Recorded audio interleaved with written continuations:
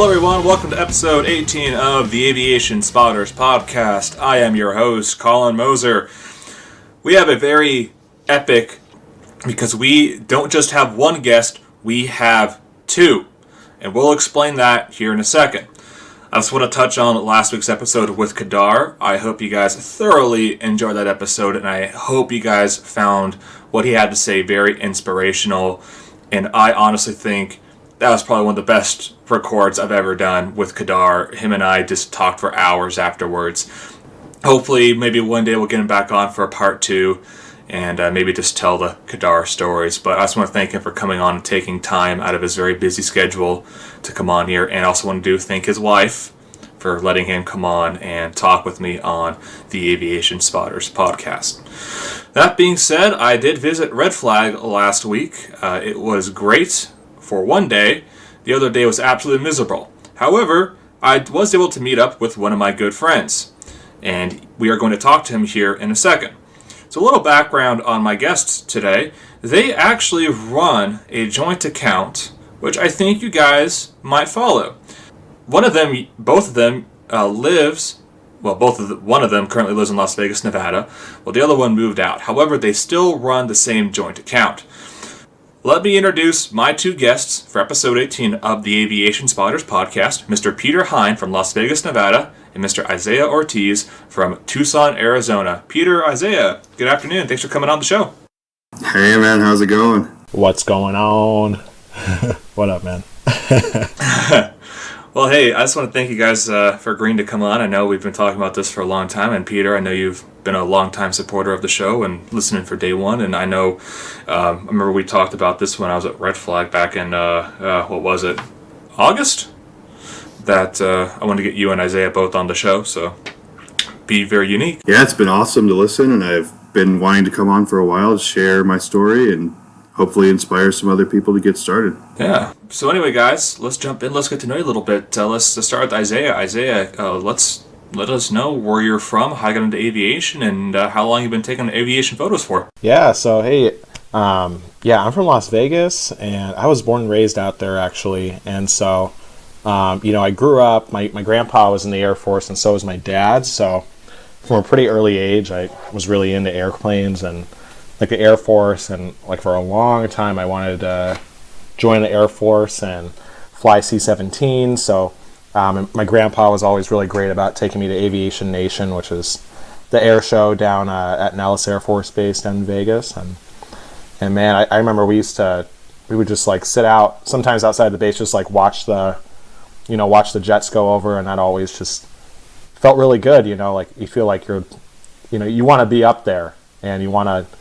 It reminded me of Star Wars in a lot of ways too, because I was a pretty big Star Wars kid, and but I really loved it. And but as far as spotting goes, like commercial spotting, I got into that like way later on, and I'd say early college, like around like 2013, 2014, was when I started actually going to the airport and taking pictures with my camera. And in Vegas, it's really fun because you have really great mountains and really great scenery with the hotels and everything, and for backdrops. So, that's kind of where both Peter and I both got our start. But that's kind of how I got into aviation, and how I got into spotting a bit. But yeah, now I live in Tucson, so I've been moving around for my career. I work in the environmental field, so unfortunately not working on planes, or flying planes like I wanted to when I was a kid, but we can get into that more later. I'm going to give Peter a chance to talk because I know I talk a lot. Hey, this is what this is for. We got to get everybody's stories out, but let's get to know about you a little bit. All right. Well, I first moved to Las Vegas when I was 2 years old and got into aviation because of my dad. He has his private pilot's license, so we went on one flight together when we first moved out here, and it was probably the most miserable flight of my life. It was summer, so the turbulence was insane. It was hot.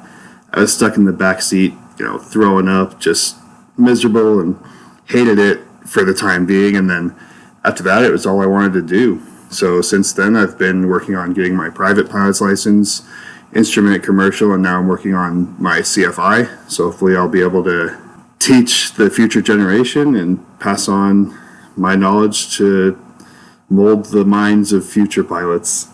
As for spotting, like Isaiah said, we kind of got into it together in 2013, early college. I think Isaiah's girlfriend at the time had a camera, and she was into landscape photography, and then he got a camera, and eventually I got a camera, and we kind of decided, hey, we like airplanes and we like taking pictures. Let's do an Instagram together, and that's where it all started. Yeah. So I'm assuming for both of you guys, would you consider Las Vegas, McCarran, both of you guys as home airports then? Oh yeah, yeah. Even living in Phoenix, even living in like Phoenix and Tucson, Vegas is my home airport, and yeah, so it's the best place to spot. Yeah, you can't beat the background.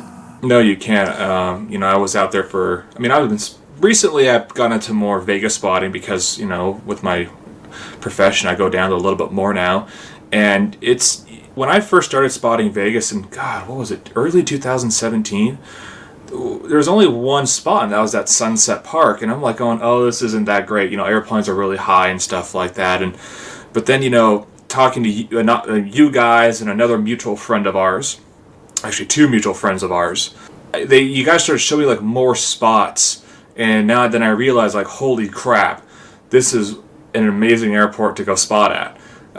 This especially not just you hit it right, like with the mountains, but also with the Strip. It's like one of the most iconic landscapes on Earth. And yeah. What's really funny is I've always wanted to try that Spotters Park. That's like right by 2-6, where you get those really cool crosswind touchdown shots. And I told my friend Jordan Aaron's a former guest on the show. We're like, hey, we're about to drop the car off. We got a couple minutes. Let's just go try it, right? And Jordan's like, oh, what if it's probably closed due to COVID? And sure as crap, man, we drove past and the gates were closed. We're going, are you kidding me? But one day I want to try that. Yeah, it's been closed for a few months, but we're hoping they'll open. Are you talking about the Sunset lot or what? Which one? The one that's like right on the fence for 2-6, I believe. That may be it. Yeah, it's Sunset lot. Okay. All right. So let's actually real quick. Could we talk about the joint Instagram account? So, both of you guys got into it because you guys have said, screw it. Did you ever think that how far that account would have gone right now? You guys are extremely popular and stuff like that. I think you're one of the most popular, if not the most popular, Vegas spotting Instagram pages, right? Yeah, I think so, yeah. It's definitely... We definitely didn't expect it to blow up so much, and really how it got started, we were posting our own, like, Peter and I would go out spotting, and then we would post it on our personal accounts. I think at the time, like, my Instagram handle was, like, Jacques or something like that. Just something ridiculous. And and I would just post I'd post my aviation photos on there, but nobody there was just a select group of people that liked it. And, I think, Peter, you're experiencing like the same thing, right? Yeah, I was posting on my personal account, and I was getting comments from my friends like, who cares? So I was kind of like, hey, let me post for people that would care. I was just going to say, and like that's kind of how we ended up saying, like, man, we should just make a spotting account so like our friends don't have to, we don't have to put our friends through this. Because, they were definitely like, some of our friends were just like legitimately getting upset. They're like, oh, commercial airlines are lame.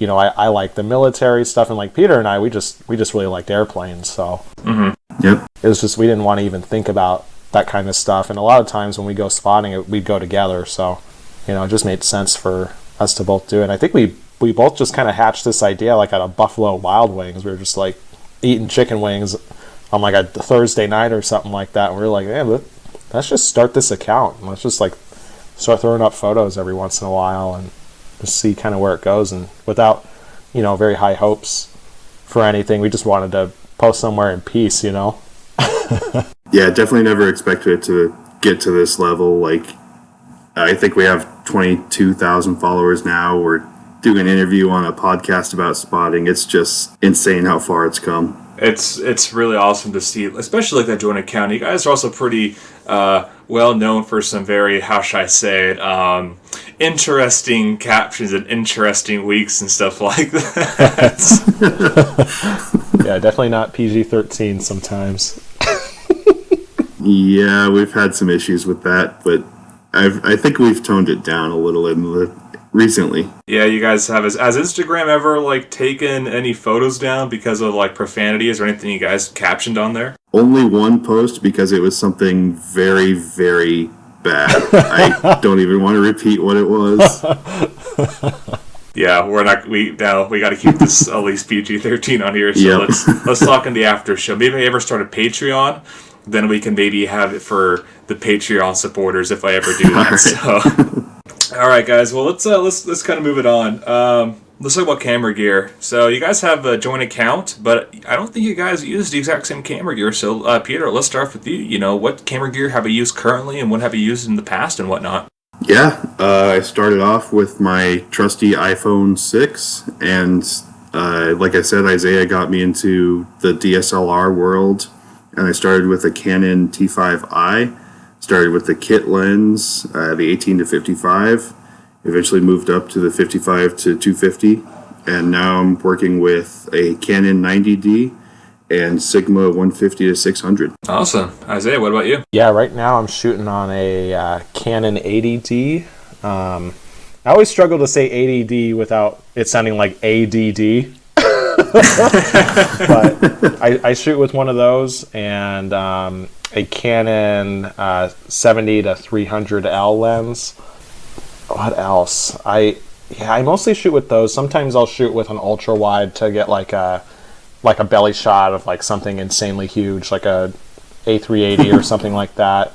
I have a Tokina 11 to 20 f2.8, and then before that I had just one of the old Canon 55 to 250s, and you know it did its job. I think Peter, I ended up selling that lens to you, right, for like $20 or something like that. Yep, you did. That was the first lens upgrade I did. Yeah, and so I originally had that, and I just kind of got tired of that focus hunting all the time, so I probably bought something for too much money with an L lens, but that's what I'm shooting on now, and the ADD is great because it just shoots really fast for like the burst shots. So We have a lot of guests that come on, like the episode with John Wynn, and he said, you know, it's your biggest investment is in the glass, and Canon L glass is some of the best glass you can get. So, but real quick, before we kind of move it on, I forgot to ask the previous question is, what are you guys' hobbies outside of aviation photography? So I'm really into landscape photography,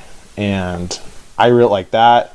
That's something that just kind of was one of the first things that I really got into with photography in general. Like a lot of times I was just like shooting on my my Windows phone, if you remember that. Shout out to Windows phones. They had some of the best cameras on them, and I used to shoot like a lot of landscapes. And I remember like Peter and I would go out to this really cool area called Red Rock Canyon by Vegas, and you know we go out there in the rain and take pictures. And like Peter mentioned earlier, my ex got me into DSLR photography because she was into that, and so once I got that, I just really started taking off with landscape photography. But yeah, I do that. Sometimes I'll do cityscapes, but especially being out here in Arizona, I'm just loving like doing all the landscape photography out here. So that's my other main hobby. I'll end up going backpacking or hiking in the most random places just to try to get a nice shot of whatever wildflowers or fall color or whatever. So that's what I do on the side.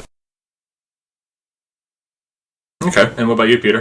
My hobbies pretty much are all aviation related. I'm kind of the guy whose entire personality is airplanes. But, you know, like Isaiah said, I also like hiking and doing some landscape and cityscape photography. And sometimes I'll play Call of Duty and get mad at the world and just kind of hang out.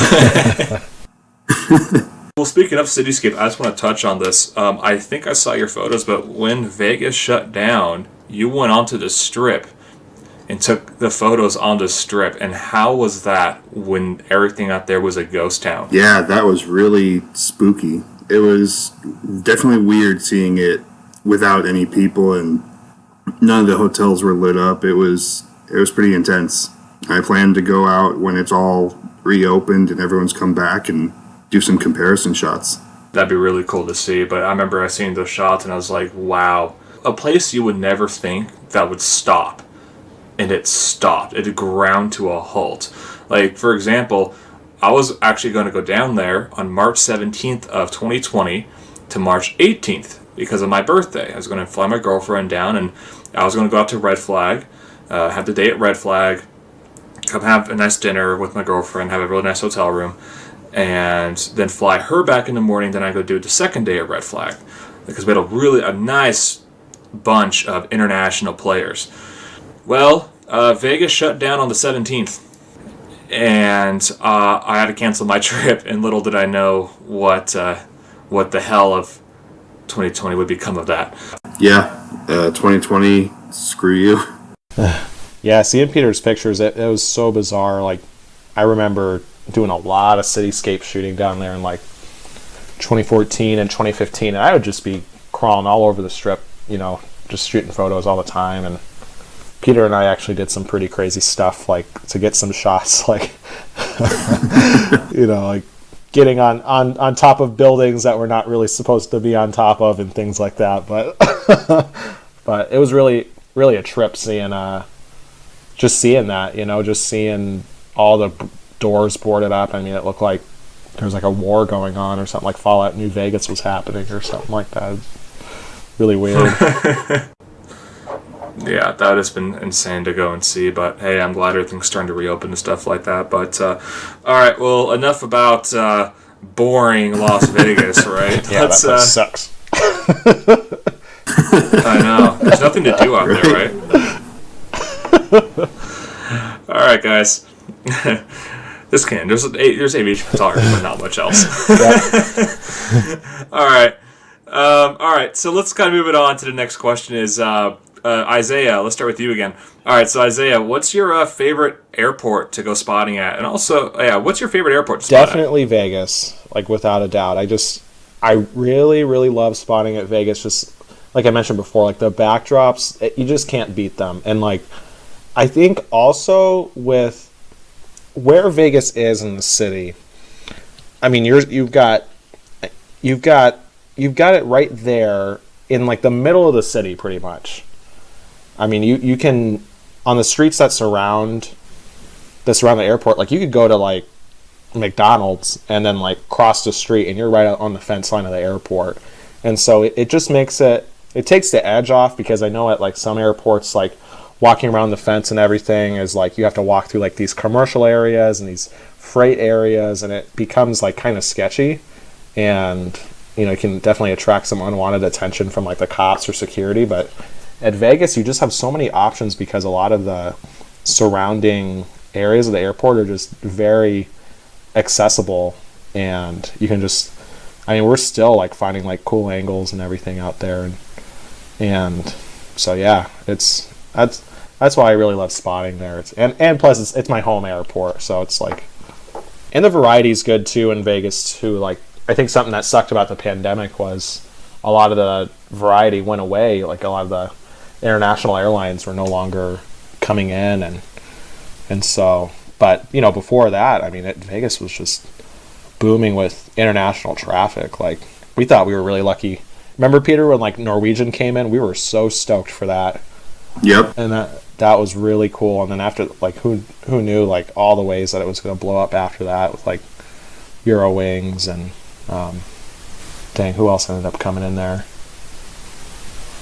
Yep. Yep. And KLM. Yep. Oh, yeah. Yeah. On the Dash 10. It's just insane. And all that just kind of went down the gutter. But yeah, I really love Vegas. Yeah, Peter, I'm assuming you're the same way, McCarran. I gotta keep it biased to the home airport.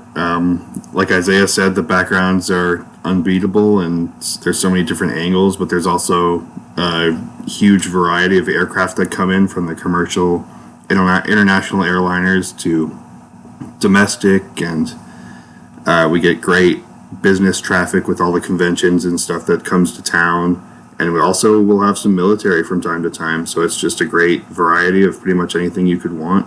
Yeah, it really is an amazing airport to spot at, and you get a lot of cool stuff, and you get a lot of cool angles for that stuff, and you get a lot of great backgrounds for that stuff. What's pretty cool is when Virgin sent their 747s in before they retired them.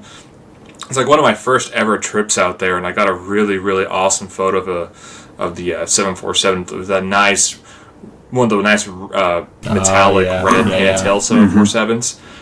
Guy taking off, as you guys say, stripping.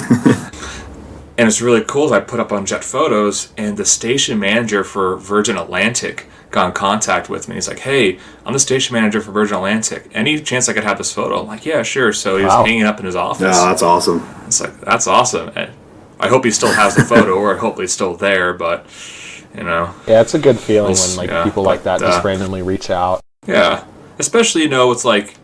This being able to give back, I'll talk all my guests know from previous episodes. It's not about that stuff for me. It's about getting people photos, and in that case, I'm like, yeah, absolutely, I'll hook you up and stuff like that. So that was always a good feeling. So that's kind of that little two-part question is, what's your favorite airplane to spot, and what's your favorite, and kind of what is your favorite airplane / favorite airplane to spot? So, Peter, take it away. Well, my favorite airplane is undoubtedly the one and only Queen of the Skies. 747 just can't be beat, in my opinion. You've got, she's got 4 engines, a nice little hump on her, and those, she's got amazing curves. It's just my favorite airplane of all time, and my favorite airplane to spot. 4 out of the 6 episodes where the Queen of the Skies is the favorite, and I'm assuming it's going to be the same for a lot of other guests on here. And Isaiah, are you the same with the 747, or is it the Cessna Skyhawk 117? Yeah, I love a good Civil Air Patrol 172. No, I love the 747. I love spotting that plane. Like, some of my favorite shots were of 747s, but I think I'm actually going to say a 787. Just because I love the wing curve. I love that. I love like the nose of the plane, and just everything about it is just very aerodynamic. You gotta love the serrated, engine cowling the back right there. I mean, it's amazing. That's just an awesome plane, and almost any livery looks good on that. I mean, you could even just put something really boring I don't know, it could just be all white, and I'll love that plane. I'd say that one's my favorite. Terrell, if you're listening, the LL scheme is boring. The 787.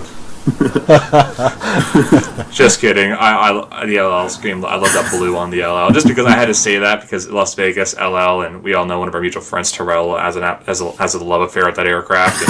And, love you, Terrell. So 787 and 747. The only 747 that flew into Vegas was the then Virgin Atlantic, though, right? Oh no, and British Airways before. Yep, British Airways too. British. Yep. And if you count it, Sheldon Adelson's 747 SPs, those were just always ready to go, just sitting right there on the ramp. So let's talk about the 747 SP real quick, because yes, that is my unicorn aircraft. There have been days where it's teased me.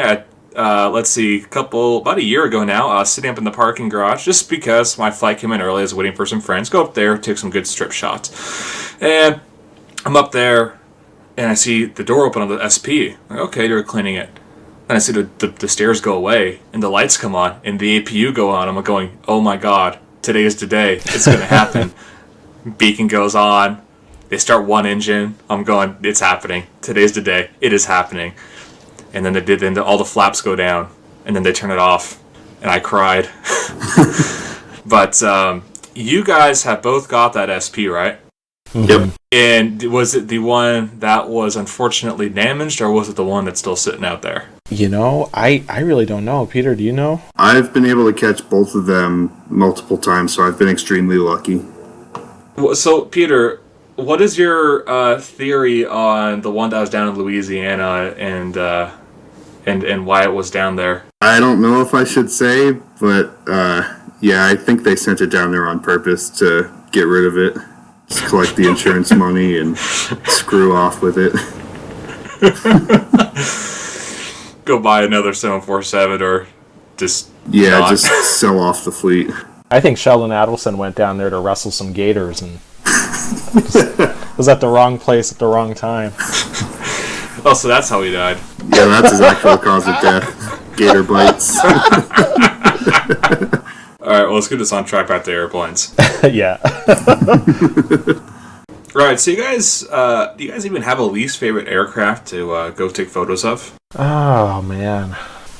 That's a good question. Yeah, when I saw this question, I wasn't really sure, honestly, like what my very least favorite, because almost any airplane can look pretty good, depending on the light and how close you are and stuff, so.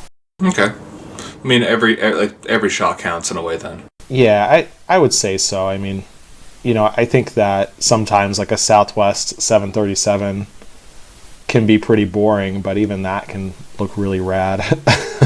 So yeah, I mean, like you said, you got background and stuff like that, and even if it's a normal 737, at least you could try different locations and different shots with that, and right. You're not going to miss anything with that. Yeah, honestly, I now that I'm thinking about it, I would say like a CRJ probably be like my least favorite, just because it's not the most photogenic, but it's even that airplane can sometimes look really cool depending on the angle, but at least that I would say like consistently I take those shots and I'll consistently delete them unless the light and the conditions are amazing. Mm-hmm. What about you, Peter? I don't know if I can say I have a least favorite. I'll pretty much shoot anything and anything that flies, and especially with the downturn in traffic at McCarran, I've been going to the smaller North Las Vegas and Henderson airports, and I've been shooting and posting Cessnas, so it's kind of anything that flies, I'll take a picture of it. Absolutely agree with you. Is sometimes we just need that little Cessna break, and after I got back from Red Flag shooting fast jets and stuff like that, I went out to the little Nampa airport, and I went out just to go and shoot some general aviation guys for a second, kind of slow the pace back down and just have a nice little relaxing day out there. Yeah, even those can be exciting. You get to see aviation where it starts with students and instructors, and then you see it grow all the way to the military base. Yeah, I mean, it's you go back to your roots. Yep, exactly. Like I love going out to Nampa and Caldwell and to spawn the GA guys. Especially more so in 2020 because, like I said, there's such a downturn in traffic, and you can go out to some of the local airports and you can try your hand at a lot of good stuff. You're panning, and you get a lot of practice because it's a Cessna. Most likely they're going to be tearing up the pattern and stuff like that, so you have multiple chances for the multiple same aircraft. And then it's just people dog on going shooting general aviation, and I did for a while, but going out there, I think it's one of the most fun things to go do. Absolutely. Yeah. And you never know what you'll see at a little GA airport. I've gone out to North Las Vegas and seen Gulfstreams and business jets like that, and I've also seen old warbirds like P-51s. Yeah, actually, just real quick, let's just dive into Vegas spotting, not just McCarran, but all the other airports. So we have, besides McCarran International, there is Nellis Air Force Base, there is North Las Vegas, and there's one out in Henderson, right? Yep, those are the four. Okay, so let's kind of just talk briefly about those types of airports. I know we've already kind of skipped to talk about the airport stuff, but let's so you got kind of give us a brief description about like stuff that we can expect. I mean, both of you guys can jump in, but like, kind of what's like a brief description of the other three besides McCarran. So I'll start with North Las Vegas since that's where I do all of my training. But that's the primary training airport. I say it's like a flight simulator, FSX online server. You've just got everyone learning how to fly and screwing up, and it's just kind of a multitude. But it's mostly Cessnas and small planes, but it's the occasional business jet. Henderson is going to be more. It's called Henderson Executive, so it's going to be more business jets, but there's also flight schools and some military stuff based out there. And then, of course, there's Nellis, which is the primary fighter pilot training base in the Air Force. And so they're always ripping out of there, flexing, and doing their thing. What's kind of sad is I spent more time in North Las Vegas than I have like on the Strip when I take my trips here. It's a nice little airport, though. I mean, if you want to just go out and relax, I mean, they got a really great cafe at North Las Vegas. And I would say, like, out of all of the airports, I mean, obviously, if you're military, you can go on base and enjoy that, but if you're not, you can't. So, but I would say North Las Vegas is probably like one of the most friendly airports. It's just very relaxed. They got a great cafe in there with a lot of really great models. I don't know if you've ever been in there, Colin, in their cafe there. I haven't been out to North Las Vegas. Hopefully next time I'm down there, I'll be able to get out there. Oh man, it's so good. Yeah, it's awesome. It's really cool. But yeah, and then Nellis is just so much fun. Like I said, like growing up, like that's kind of how I fell in love with aviation. Just watching the F-16s and the F-15s just rip out of there, and it's so cool. I mean, it's just one of the best airports to just relax and enjoy airplanes and get excited. I wouldn't even say relax. You get excited and you almost pee your pants. That's kind of what happens when you see some of those things ripping out of there. Yeah, Vegas. Yeah, I mean, everybody hears me talk about Nellis on the show, but a lot of people don't realize there's also some other satellite airports out there that also have some pretty cool stuff out there. Like North Las Vegas, they have the OV-10s, and sometimes the Mi-24 Heinz will base out of there, and a lot of other cool stuff. Don't ever count out the small little airports. Yeah, and I mean, if there's even like Boulder City and Creech nearby, like kind of in the region. So if you went out to Boulder City, you could see like a lot of the like the skydiving airplanes taking off out of there, and like some of the Grand Canyon helicopter tours are based out of there. So that's kind of a cool place to I haven't really ever spotted there, but there's a really nice veterans cemetery right next to it. And those things will fly right over your head. And out by Creech, of course, that's where all the drones are based out of. So yeah, you just can't stop anywhere in the vicinity of the Creech Air Force Base, or they're going to be on you. They're going to be on you pretty quickly. Yeah.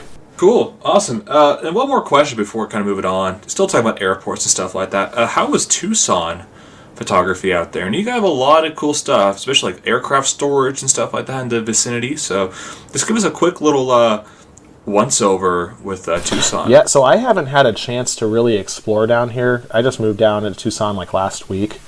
So oh, that's right. But you were in Phoenix before that. That's right. Yeah, I was in Phoenix before that. I'm really excited for Tucson though because of all the boneyards that they have out here, and like Peter and I have been talking about maybe going down to Marana to check out the big boneyard out there. God, why am I forgetting the name of it?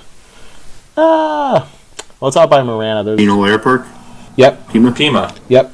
Yeah, it's oh my God, the Pima Air and Space Museum, I think they call it down there. But then they also have a boneyard over there. I still need to do my research on that, but I'm excited to see that. And Phoenix is also a cool place to spot too. I didn't spot very much. Like once I moved to Arizona, I moved out of Vegas, my spotting I just kind of stopped spotting for the most part. Really got into my landscape photography, and my plane spotting really slowed down. But Phoenix is a cool place because you can stand on top of like the parking garages like in the center of the airport and get some nice angles, like top down angles of the airplanes, which is really unique, and the backgrounds there are pretty cool too. Yeah, I've spotted a little bit in Phoenix here and there, and it's always a cool airport to do, but man, I always go into hotter times of the year, and heat just ruins everything. Yeah, it's just unbearable down there in the summer. Alright, well, let's move on to the next question, guys, is what's the rarest aircraft you have ever taken a photo of? I would say a DC-3. There was a all chromed out DC-3 that Peter and I saw down. I only saw it parked on the ramp. Peter, I think you caught it flying. It was Yep, I did. What was the name of that plane? It was like Kelly something.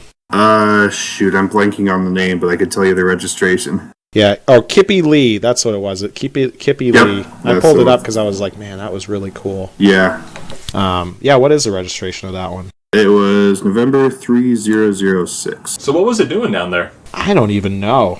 I don't know. Peter, do you know why it was down in Vegas? I don't. I just know it stopped in, and we were able to get pictures of it. Yeah, and that's kind of the cool thing about spotting at Vegas. You get a lot of really random stuff like that that'll just come by and come in, and a lot of people just like to stop in Vegas, So it's just sometimes people just want to come into town. So yeah, and this was an actual like DC-3, not one of the turbo conversions, right? That's a really good question. I'm not sure. It was a legit DC-3.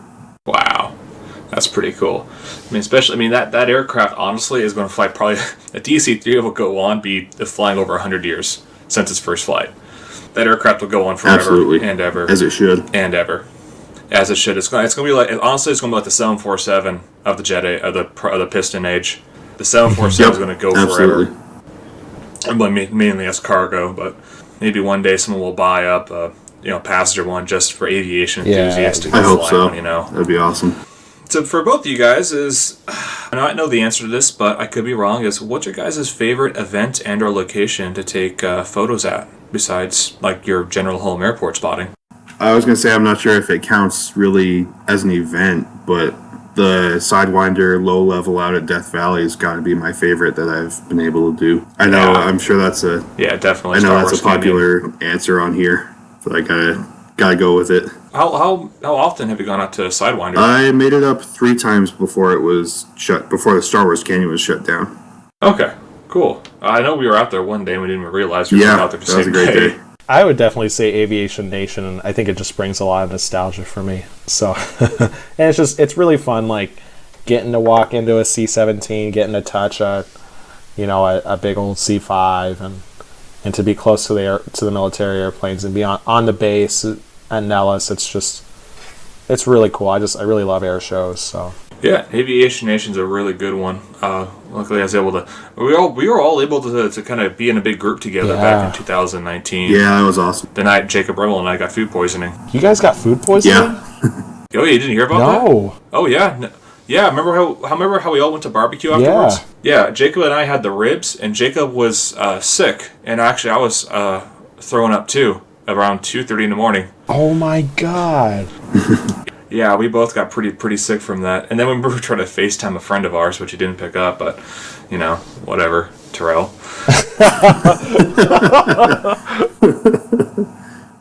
Damn it, Terrell. Yeah.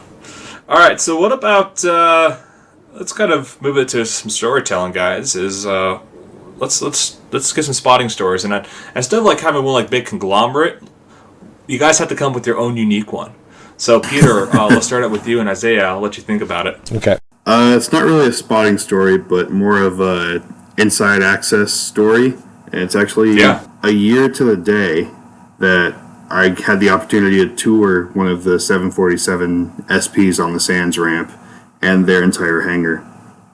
So that's definitely my favorite thing that's happened in all of my aviation experience. But for a spotting story, it was actually the day we were out at Star Wars Canyon, all in the big group. And, we were lucky to get 20 passes that day. It was really an amazing day. And then the last pass of the day, we were all getting ready to pack up. And, we hear the jet in the distance. We spot it, and he's winding through the canyon like normal. Then he flattens out and lights the cans and comes straight at us. And I think he passed about 200 feet over our heads and just buzzed the crap out of us. That's always good to get your blood flowing out there. I mean, actually, dang, it was like 2 years ago and 2 days ago, we had a Growler pilot dive in, and he saw us. He gave us 4 passes, and he came up and pulled out and he just like knife edge right in front of us. It was absolutely epic. Wow, that's insane. His final run. There's a video on my Instagram, and by the time I post this episode, I'll try and link in the story with mine. But we're all up there. We're all standing there, and then he comes around. He keeps it low, and we're watching him. He's like, "Holy crap, he's going to come in again!" And then he passes where he would normally dive in. He's like, "Oh, he's going to ridge run us. He's going to freaking descend it over us." Well, he comes in. Literally, he banks in over, and he's low. He's like 100, 200 feet, maybe even lower than that, above our heads, and he lights the cans over us, and this goes vertical.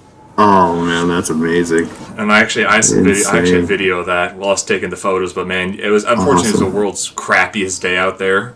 We had the winds from hell. Oh. We had like 50-mile-an-hour winds at one point blowing through there. God. Wow, that's crazy. Yeah, we actually had to move locations. We were down at the saddle. If you know the Star Wars Canyon, you know the terminology. But we were down at the saddle. We had to move up to Pano because just the winds were just insane where we were. But that was miserable. But the pass was awesome. But real quick, just for the people that don't know what is so significant about this about the 747 SPs at McCarran? I know they heard us a lot talking about it on this episode. So kind of just briefly, why are they so kind of unicornish to a lot of people? And just real quick, what's the interior like inside of that? The interior was amazing. I mean, you can see Kim Kardashian and Kanye West video and get a little glimpse of what the interior is like, but it's total VIP configuration. There's bedrooms and bathrooms and everything you could imagine, like a flying apartment, basically. It's just amazing. And everything's luxury, everything's top notch. It's the reason it's a unicorn for so many people is because there's so few flying. The SP wasn't very widely produced, and there are even fewer that are in like a VIP configuration. So to have two of them at the same airport is just top notch. Formerly two of them. Yeah, formerly two of them. RIP. Yeah. One day I'll catch her, hopefully before she's officially gone. I know we discussed when we were talking that her days are unfortunately probably numbered just because it's an older aircraft or aren't a lot of parts for it available anymore. But hopefully just maybe a couple more years or a year, and maybe one day I might get lucky. Yeah, I hope so, man. And it's so fun to spot that one too, like at McCarran, because I mean, like, you never really know when it's going to take off unless somebody tips you off. And you know, we had a friend that would tip us off, like, hey, this thing's going to be taking off today, or you know, maybe you'll get lucky and you'll be out there and you'll see it turn on, but you're not sure if it's actually going to take off or not. So that it's just always really fun to chase that. It's like more of the spontaneous thing. You can definitely get yourself into a bind, like running around the airport trying to catch that thing. Well, what about your story, Isaiah? Or do you even have one? Or you know, I don't have anything really specific. There's just been so many times where like Peter and I have really wanted to like catch a plane, and there's just been like, you know that feeling when you're just driving around the airport, you're really trying to like get this one shot, or you know, you think it's going to go to one, it's going to land on one runway, and then it has to go around or something like that. And I think that was really fun. There was one time there was a British 7-4 that was coming in. At the time, the runways were the 7s. Now they're named the 8s. They're like the eastern-facing runways at McCarran. And there was this 747 that was coming in. It was just British Airways. And we had a really... Like, the sun was just about to go down. And we were, like, just so ready for this thing. And it comes in... It's, like, coming in over us. And... it does like a 747 did a go around, and it was just so cool. It was just so cool to see a 747 go around, because you hear it spool up again and like lift back up in the air, and then so we got to like spot it twice, and that was it's just really fun. It's just like little moments like that, or just moments like that where you're like trying to chase a plane around and something unexpected happens. But yeah, that's always the best feeling when something turns out the way you weren't expecting it. It turns out really, really, really well. Yeah. But anyway, guys, let's start wrapping her up here. If you guys have any tips, words of encouragement for the listener out there, and let's hear it. Isaiah, send it. Yeah. So I would say for spotting, it's really just about going out and exploring your airport, and like pushing, like just not being afraid to push some boundaries. Like I know that like something that I remember Peter and I encountered a lot at McCarran was some people, just were like, where are you guys finding these spots? Where are you guys finding these spots around the airport? And, really, I mean, Peter and I found a lot of those spots by just being willing to explore and push some boundaries. And so I would say at whatever airport you're at, like, of course, try to find like the designated spotting area as an anchor point.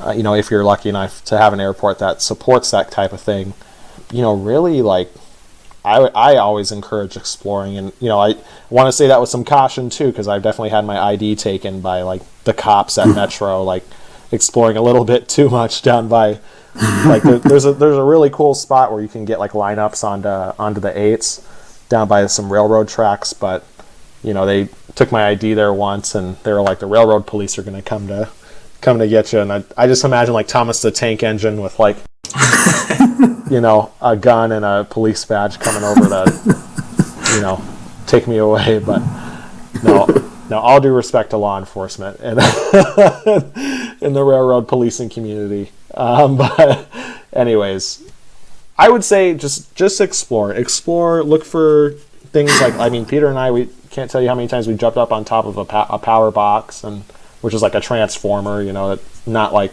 the Optimus Prime kind, but like the electricity kind. You just jump on top of those and take pictures of the planes. Gives you like a good vantage, like over the fence. And it just makes it a lot of fun. So that's the advice that I would give to anybody that's like trying to get into spotting and wants to try to find like unique angles to just really explore your airport and just to it's just more fun that way to get around like that. Yeah. What about you, Peter? My best advice would be to develop your own style, take pictures of what you like, and don't let anyone tell you that it's wrong. Everyone thinks they have the best shots and that they're number one, but there's always someone better. So be humble, be nice to people, and develop your own style, your own editing. Everyone's got their own view of what they like, so find your own and run with it. Perfect. Simple and well said, and you're absolutely right. Both of you guys are absolutely right. Do your own thing, try your own thing, and always keep innovating. Don't find your own stuff and run with it. So, absolutely. Anyway, guys, before we wrap it up, we mentioned an Instagram, so let's hear them. How can people find your work? What's your Instagram, and where you guys post your other stuff if you have that? Yeah, so you can find us at 702 Spotters on Instagram. As far as my personal Instagram, that's just going to be Isaiah.Ortiz with an underscore, and that's holds a lot of my landscape photography. And if you go way back in my profile, you can see those old spotting photos. But my personal Instagram is going to be Peter_Hein, Hein. I also have some posts up on Jet Photos that's going to be the same name. And like Isaiah said, if you scroll way back on Instagram, you can see our beginnings of spotting. And on my personal, I post some flying stuff and some other cool stuff. So follow us along. Awesome. And you are a gamer, so if anybody wants to come game with you, Peter, what's your account if anybody wants to come on? My Xbox gamer tag is Private Pile. It's PVT, all caps, it's with a space, and then PYLE. Awesome. All right, well, hopefully we can get you some gamers and make a little gamer community and all that. But Anyway, guys, thanks for taking the time to come on here and talk aviation with me. I hope you guys had a great time. I certainly did. Hopefully, and also Peter, more specifically for you, thanks for driving me around Vegas for the last red flag. I really do appreciate it, and thank you for being a really great friend and really helped me out. And the same goes for you, Isaiah. Thank you so much for being really cool with me and helping me out a lot, especially in Vegas, for both of you. So thank you so much for all of that. I really, really do appreciate it. Absolutely, man. Thanks so much for having us on and hanging out with us, and it's been great being friends with you. You're an awesome guy. Yeah, man. And I want to say thank you so much for having us on too, man. I just really appreciate it. And it's cool. It's really cool to like kind of recap our story and everything. I think it's really fun. So yeah, and that's the point of this. And especially you guys are very unique and have the joint Instagram account, and hopefully can't wait to see your guys' work, and hopefully be down spawn together very soon again. So anyway, guys, that's going to wrap it up for me here on episode 18 of the Aviation Spotters podcast. We are up on YouTube. YouTube is up. We have our YouTube videos up there. Go subscribe to the channel. Share YouTube with people that don't have the normal ways of listening to the AvSP. We have a lot of more exciting things coming up here very soon. 2021 is going to be a very good year for us, I feel. But also, if you guys are listening on Apple Podcasts, make sure to leave a rating. That helps the algorithm get the AvSP out to more people. So please subscribe, like, comment, share, whatever, get the word out. And as always, if you guys have any questions or feedback for the show, send me a direct message on Instagram at BOISpotter, Twitter at BOISpotter. Send us a Facebook message, the Aviation Spotters podcast on Facebook. So also, send us profiles, guys. I want those profiles. You guys know that. I have been getting some really good profiles from a lot of good people, and I have been reaching out to them. So we're going to make a lot of this good stuff happen. So anyway, guys, that is going to do it for me here on another episode of the Aviation Spotters podcast. And Peter, Isaiah, do you have anything else to add before we close it out? You're a great host, man. I just really appreciate you. Thank you. Yep, you're doing a great job. Keep it going. Awesome, guys. Thank you so much for your support, and thank you so much for your constant feedback. And anyway, guys, that's going to do it for another episode here from me on the Aviation Spotters podcast. And as always, keep those batteries charged and those cameras ready. We'll catch you on another episode of the Aviation Spotters podcast.